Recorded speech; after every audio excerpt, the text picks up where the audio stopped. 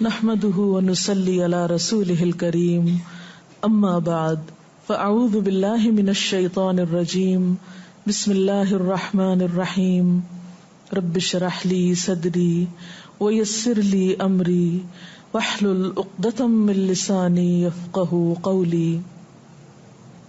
ہماری آج کی گفتگو کا موضوع ہے قرآن مجید اور ہم۔ یہ دنیا جس میں میں اور آپ رہتے ہیں یہ اللہ نے بنائی ہے۔ کوئی بھی چیز خود سے خود نہیں بنا کرتی۔ جن چیزوں کو ہم آٹومیٹک کہتے ہیں، خودکار، وہ بھی کسی کے بنانے اور کسی کی پروگرامنگ سے آٹومیٹک ہوتی ہیں، خود سے نہیں بنتی۔ ایک چھوٹی سی سوئی بھی خود نہیں بنتی، بنانے والے کے بنانے سے بنتی۔ تو یہ اتنی بڑی کائنات، وسیع و عریض کائنات، جس کی کوئی انتہا ہماری نظر میں نہیں، یہ بھی خود سے نہیں بنی۔ اس کو اللہ رب العالمین نے بنایا ہے، اور یہ ساری کائنات اسی کی مرضی کے مطابق کام کر رہی ہے۔ اس کائنات میں ہمیں، مجھے اور آپ کو، ہمیں بھی اللہ نے بنایا ہے۔ اگر ساری کائنات اللہ کی مرضی کے مطابق کام کر رہی ہے تو مجھے اور آپ کو بھی اللہ کی مرضی کے مطابق یہ زندگی گزارنی چاہیے۔ کہیں ایسا نہ ہو کہ زمین و آسمان تو اپنا آپ اپنے رب کے حوالے کیے ہوئے ہوں، اس کے فرما بردار ہوں، اس کے اطاعت گزار ہوں، اور ہم عقل و شعور رکھنے والے انسان اس کی نافرمانی میں دن رات گزار رہے ہوں۔ نہیں، انسان کو یہ زیب نہیں دیتا۔ لیکن سوال یہ پیدا ہوتا ہے کہ پھر انسان اگر اپنے رب، اپنے خالق، اپنے مالک کی مرضی کے مطابق زندگی بسر کرنا چاہتا ہے تو اس کو کیا کرنا چاہیے؟ اس کو رب کی مرضی کہاں سے معلوم ہوگی؟ رب کی مرضی دو طریقوں سے معلوم ہوتی ہے، ایک پیغمبروں کے ذریعے اور ایک کتابوں کے ذریعے۔ پیغمبروں میں آخری پیغمبر محمد الرسول اللہ صلی اللہ علیہ وسلم، جن پر آخری کتاب قرآن مجید نازل ہوا، یہ دو ہدایت کے ذرائع ہمارے سامنے موجود ہیں۔ الحمدللہ ہم ان خوش قسمت انسانوں میں سے ہیں جن کے پاس ہدایت کے یہ دو سورسز بہت اوتھینٹک طریقے سے، قابل اعتماد ذریعے سے، پورے کے پورے درست طریقے پر پہنچے ہیں۔ ہمارے پاس وہ کتاب ہے جس کے کھلتے ہی یہ دعویٰ کیا جاتا ہے کہ ذالک الکتاب لا ریب فیہ، یہ وہ کتاب ہے جس میں کوئی شک نہیں۔ اور دوسری طرف محمد الرسول اللہ صلی اللہ علیہ وسلم، ان کے بارے میں یہی کتاب گواہی دیتی ہے، ما آتاکم الرسول فخذوہ وما نہاکم عنہ فانتہوا، جو تم کو رسول دیتے ہیں وہ لے لو، جس سے روکتے ہیں اس سے رک جاؤ۔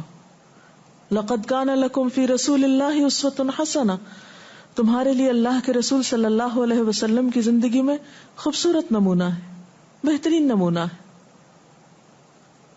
اگر ہم واقعی صراط مستقیم چاہتے ہیں، اللہ کی رضا چاہتے ہیں، اس کی اطاعت کرنا چاہتے ہیں، تو ممکن نہیں کہ پھر ان کے بغیر کر سکے۔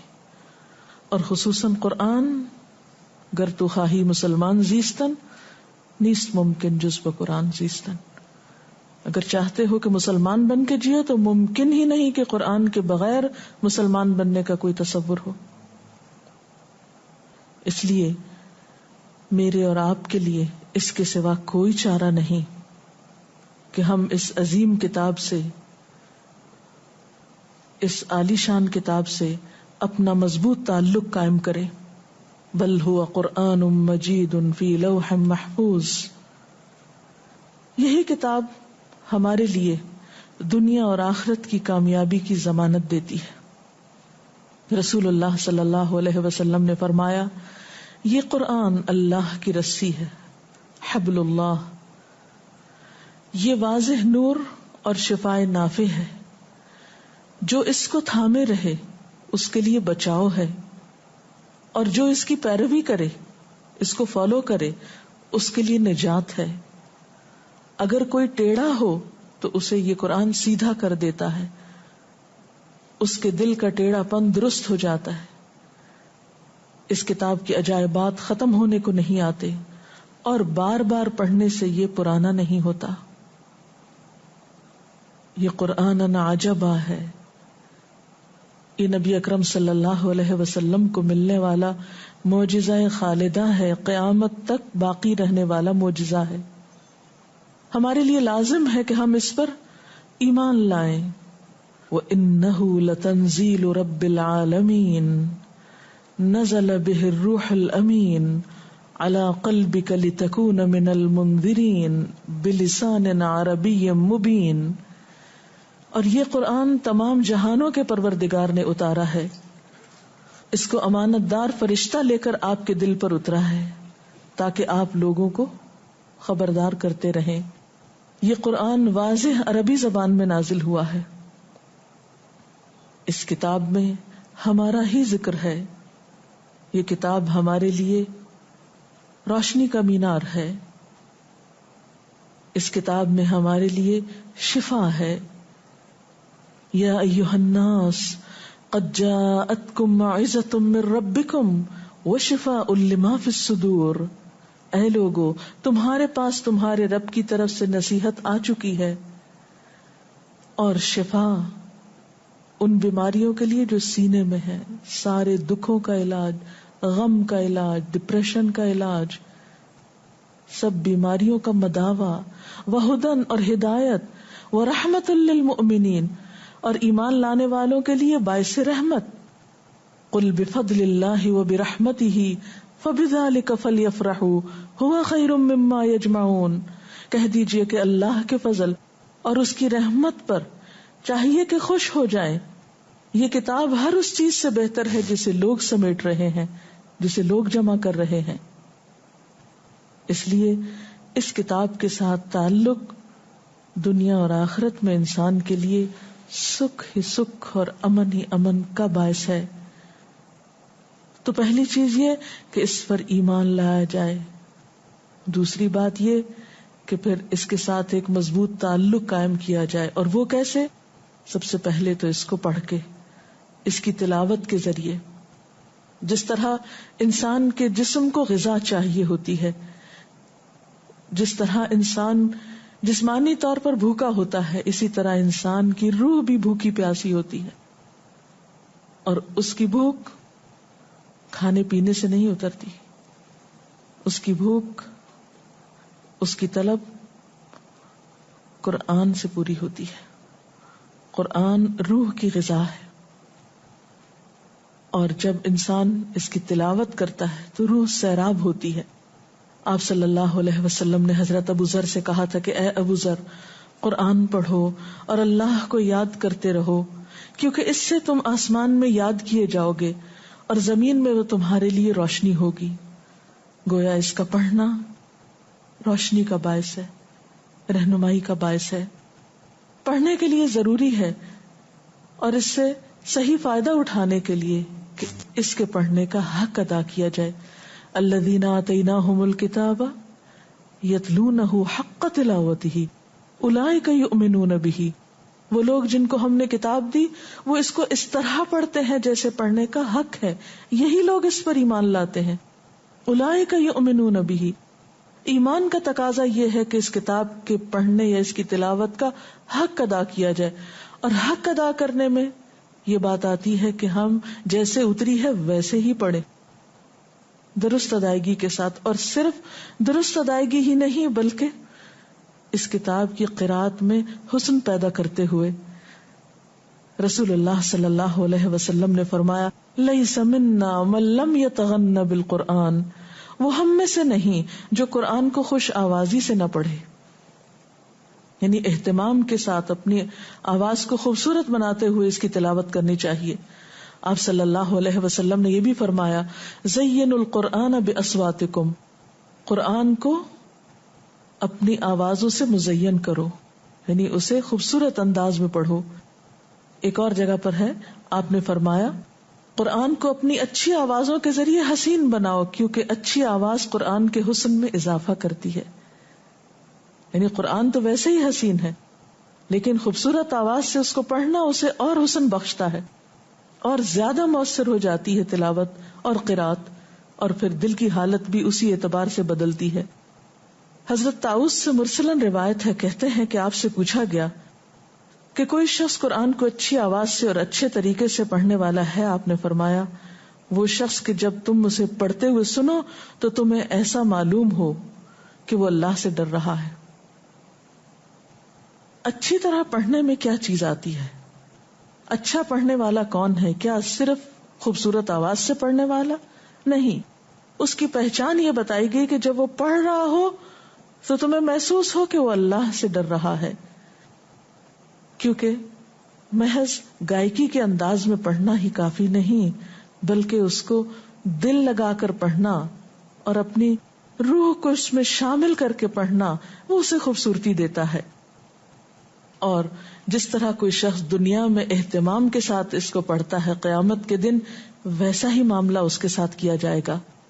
حدیث پاک میں آتا ہے، نبی صلی اللہ علیہ وسلم نے فرمایا جو شخص دنیا میں قرآن سے شغف رکھتا تھا، قیامت کے دن اس سے کہا جائے گا قرآن پڑھتا جا اور بلندی کی طرف چڑھتا جا، اسی رفتار سے ٹھہر ٹھہر کے پڑھ جس طرح تو دنیا میں ٹھہر ٹھہر کے پڑھتا تھا. تیری منزل وہ آخری آیت ہوگی جہاں تک تو پڑھتا جائے گا، یعنی اتنے ہی درجے تیرے بلند ہوتے چلے جائیں گے. آپ صلی اللہ علیہ وسلم نے یہ بھی فرمایا قرآن کا ماہر قرآن کے لکھنے والے معزز اور پاکیزہ فرشتوں کے ساتھ ہوگا، یعنی VIP میں شمار ہوگا، خاص اہتمام سے رکھا جائے گا. اور جو شخص قرآن مجید کو اٹک اٹک کے پڑھتا ہے اور مشکل سے پڑھتا ہے اس کے لیے دگنا اجر ہے، یعنی محروم کوئی بھی نہیں. جس طرح دنیاوی معاملات میں ہم بہتر سے بہتر کی تلاش میں رہتے ہیں، اسی طرح قرآن پاک کے معاملے میں ہمیں بہتر سے بہتر کی تلاش میں رہنا چاہیے. قرآن پڑھنے کے انداز میں مسلسل خوبصورتی اور مسلسل عمدگی پیدا کرتے رہنا چاہیے. قرآن پاک کا گھروں میں پڑھنا گھروں کے بابرکت ہونے کی علامت ہے، یا گھر میں برکت کا ذریعہ ہے.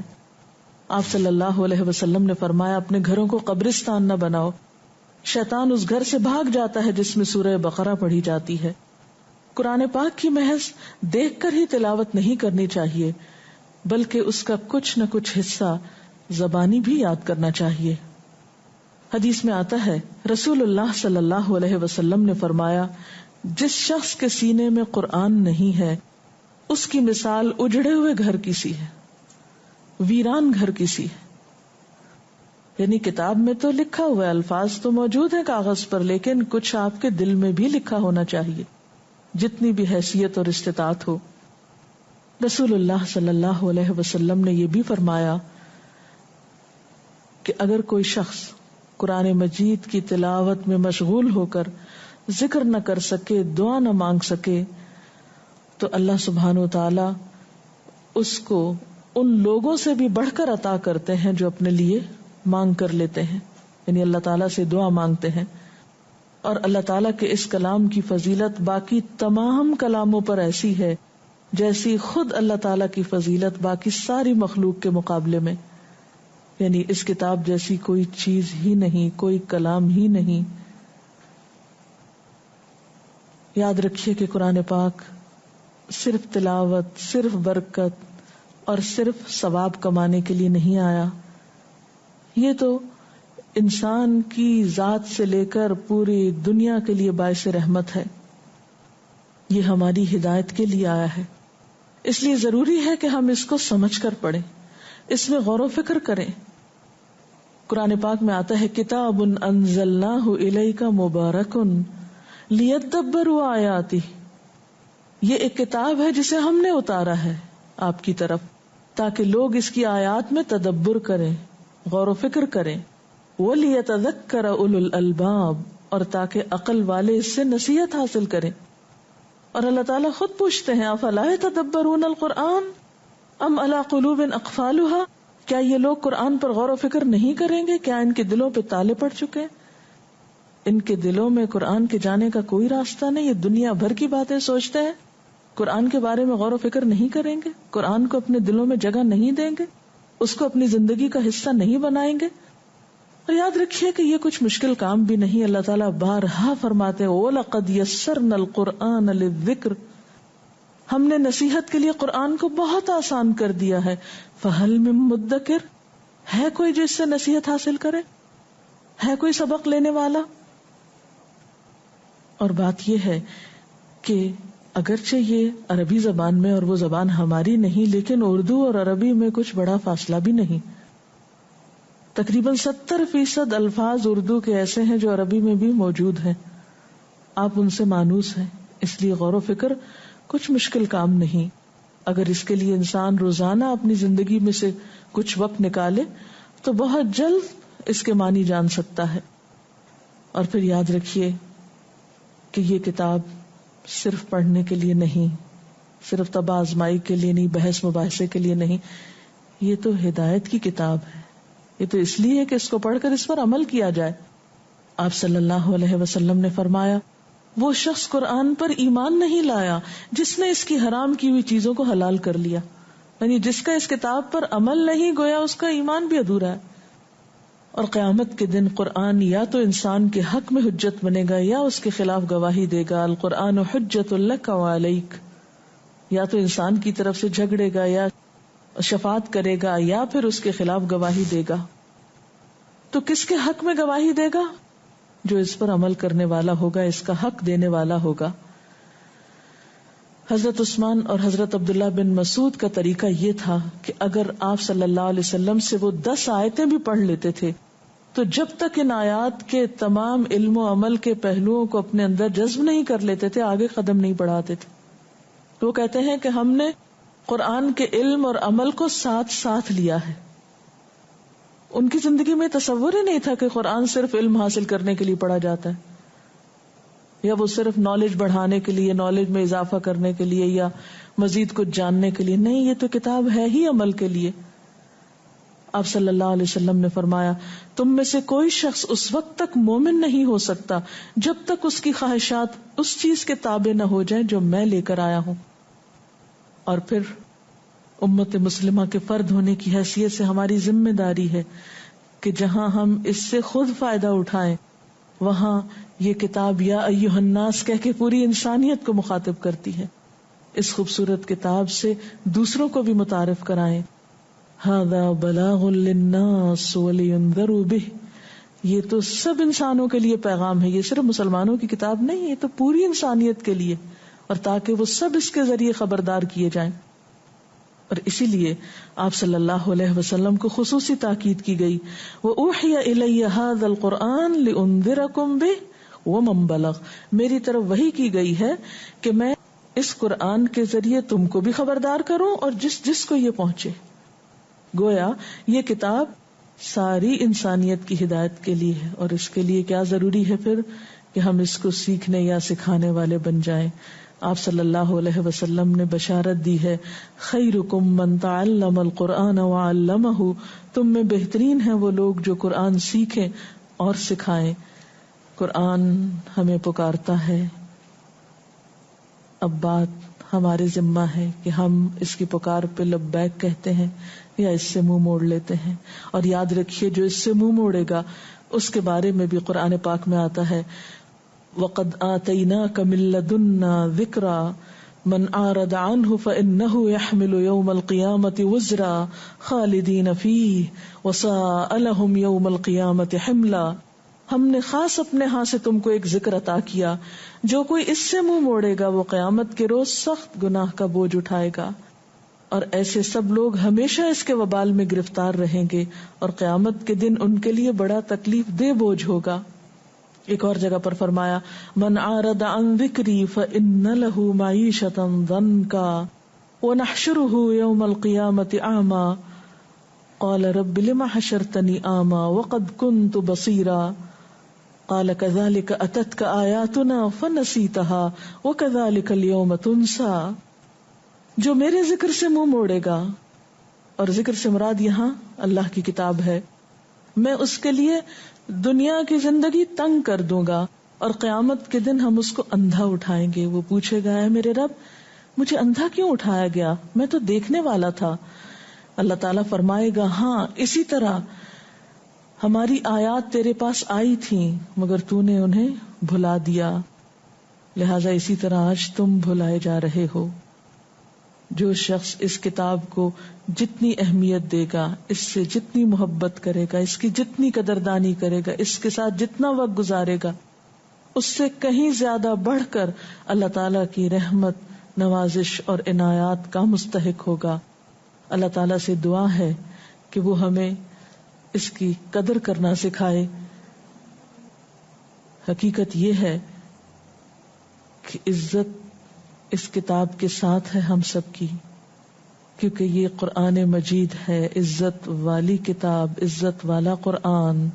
ہم سب کے لیے لازم ہے کہ ہم اس کی عزت کریں اور اس کو اہمیت دیں اور اسے اپنی زندگی میں شامل کریں اور اس کے ساتھ ایک مضبوط تعلق رکھیں۔ اللہ تعالی ہم سب کو اس کی توفیق عطا فرمائے۔ اس سلسلے میں اگر کوئی سوال ہے آپ کے ذہن میں تو آپ کر سکتے ہیں۔ کیا قرآن سننے کا بھی اتنا ہی ثواب ہے جتنا قرآن پڑھنے کا ہے؟ جی ہاں، قرآن پاک سننا بھی بہت اعلیٰ درجے کی نیکی ہے، کیونکہ قرآن پاک کو سننے کے بارے میں بہت تاکید ملتی ہے، اور قیامت کے دن دوزخ میں جانے والے لوگ حسرت سے کہیں گے، لو کننا نسمع او نعقل ما کننا فی اصحاب السعیر، کاش ہم سنتے یا سمجھتے تو آج ہم دوزخ میں جانے والوں میں نہ ہوتے۔